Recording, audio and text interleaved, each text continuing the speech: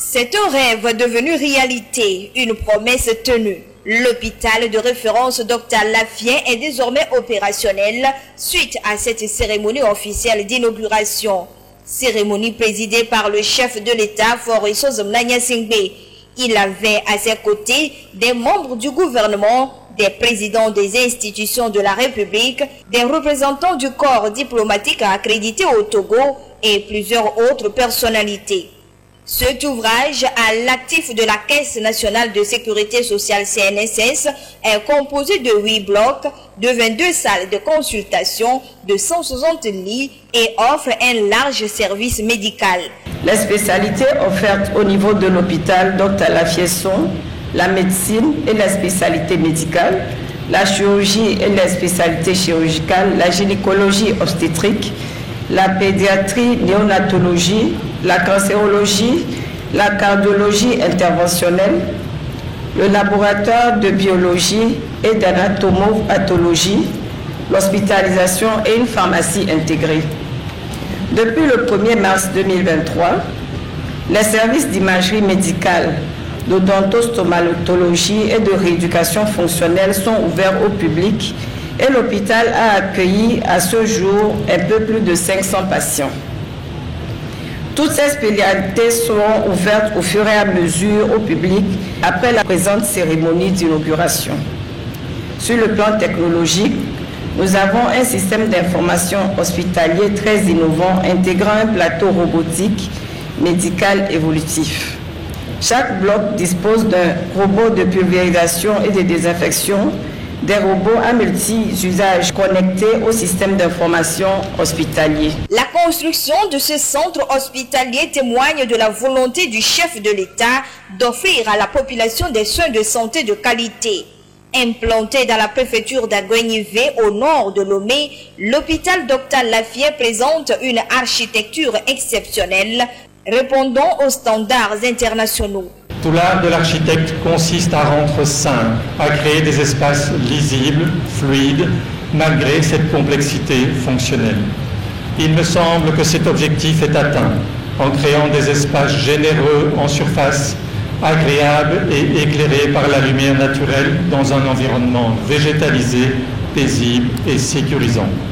Le parti architectural repose sur une épine dorsale sur laquelle se greffent des bâtiments qui abritent différentes fonctions médicales. Ces bâtiments s'organisent entre eux de manière à respecter le parcours des patients.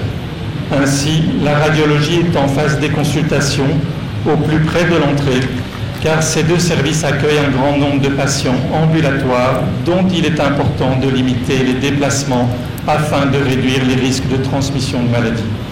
Le quartier opératoire s'organise sur le rez-de-chaussée des deux bâtiments suivants, afin de respecter une règle d'hygiène primordiale, la marche en avant, et éviter des contaminations croisées, patients, accompagnants et soignants.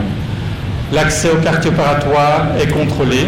Le patient suit un parcours strict dans des locaux dédiés, permettant une prise en charge sans risque.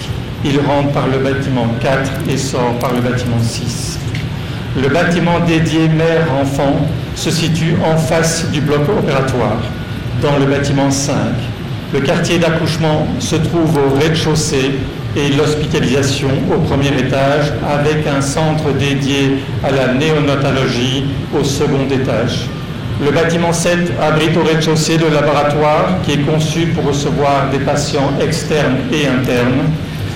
Aux étages se situent 2 unités d'hospitalisation générale. Des passerelles et des coursives relient tous les bâtiments, permettant des circulations différenciées pour le personnel et la logistique.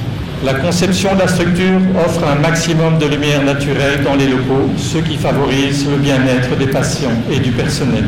Pour le ministre en charge de la Santé, cette infrastructure sanitaire vient booster le secteur de la santé au Togo. L'hôpital Dr Lafien sera un important maillon de notre système de santé, auquel il doit être connecté tant physiquement que virtuellement. Réduction des évacuations sanitaires à travers la prise en charge des cas nécessitant des soins hautement spécialisés. Formation pratique sur place de soignants de différents corps et de différents niveaux. partage de compétences au profit des centres de toute la pyramide sanitaire, notamment à travers la télémédecine. Cependant, l'usage effectif de cette merveille impose à nous soignants un constant recours à l'essentiel, fait des armes de construction massive de la médecine. Accueil, empathie, écoute active, bienveillance et don de soi. Bref, tous ces fondamentaux non marchands dont le respect nous incite à être à la fois savants et artistes, scientifiques et humanistes, rigoureux et compatissants, le tout faisant de nous de véritables soignants et non de laborieux techniciens de maintenance du corps humain. Dévoilement de la plaque inaugurale, coupure symbolique du ruban et la visite des locaux ont marqué la fin de la cérémonie. Notons que c'est une foule immense qui s'est mobilisée pour vivre de près cette cérémonie inaugurale de Dr Lafien.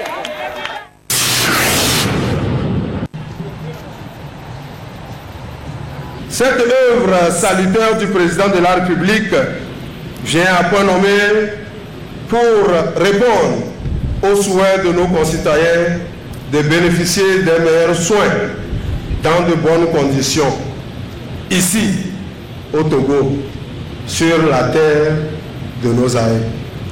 Merci, Monsieur le Président de la République.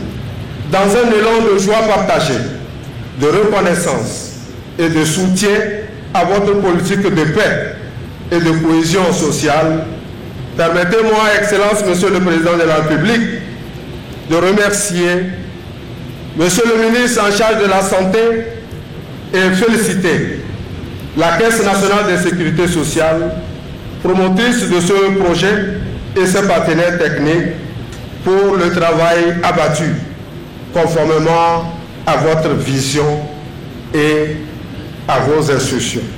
Ce joyau permet que tout le monde puisse connaître la commune de Toblokopé et le grand canton d'Aguaévé, et que tout cela collabore avec les efforts, le plan du chef de l'État. Nous le remercions et nous continuons par lui demander de toujours aller, de nous aider, parce qu'il y a beaucoup d'infrastructures qu'il a mis à la disposition de Toblokopé. Quel remerciement on peut le faire si ce n'est pas de le dire à paix. Très content d'avoir été honoré par l'invitation de son Excellence Monsieur le ministre de la Santé publique, et surtout que c'est aussi sous le haut patronage du président de la République togolaise. Donc vraiment c'est un honneur pour moi donc, de venir en tant que représentant de mon pays.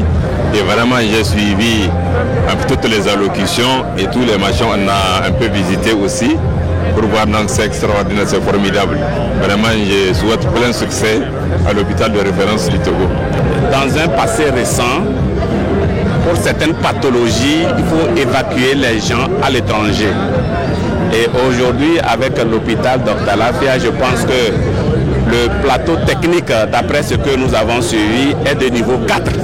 Donc ça veut dire que les Togolais peuvent être fiers de leurs gouvernants qui ont mis à leur disposition donc ce joyau. C'est un sentiment de joie qui m'anime pour le fait d'avoir assisté à la pose de la première pierre il y a 3 ans, et d'avoir vu aussi que c'est devenu réalité et que cet hôpital est vraiment bel et bien implanté dans la préfecture d'Aguaévé pour le bien-être des populations. Ça donne une grande visibilité à toute la préfecture au Togo.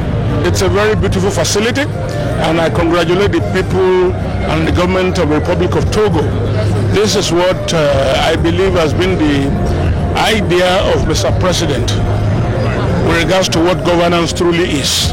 That is big vision and development for the people. And this, for me, is one of the things that we should celebrate across the world. And that Africa's time is now. And this is one of the leaders in whom we trust. Son Excellence, le chef de l'État, Faure Gnassingbé, vraiment, il nous a fait un gros cadeau. Que Dieu le protège et qu'il continue dans ses œuvres. C'est le plus grand et qui reste à faire, c'est-à-dire c'est l'entretien de ce joyau. J'espère que la population sera consciente elle veillera à ce que le joyau soit bien entretenu.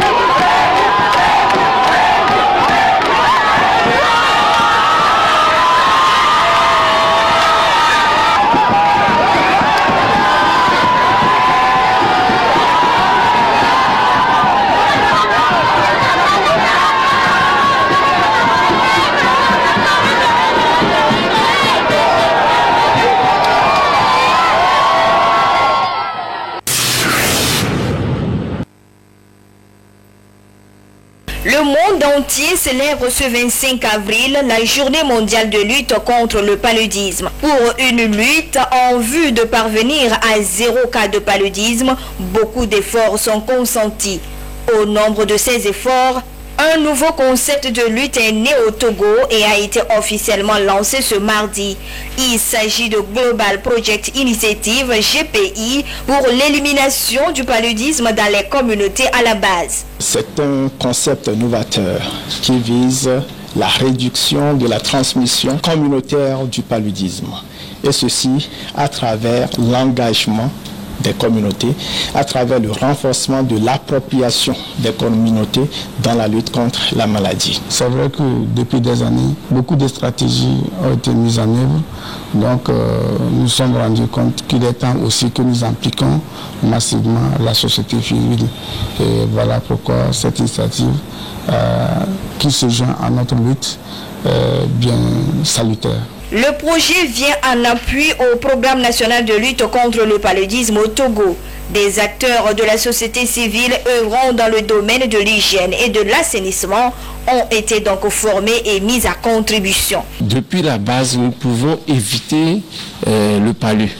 On peut faire même 5 ans sans le palu si on évite les piqûres de moustiques. Si on arrive à détecter les gîtes lavaires, c'est-à-dire les endroits où les moustiques se reproduisent. Nous allons, à partir de cette formation, aller enseigner aux populations que désormais, quand on voit dans les coins et qu'il y a de ces genres de pneus, après la pluie, il faut le retourner pour le vider ou bien carrément sortir ces genres de pneus-là de nos maisons.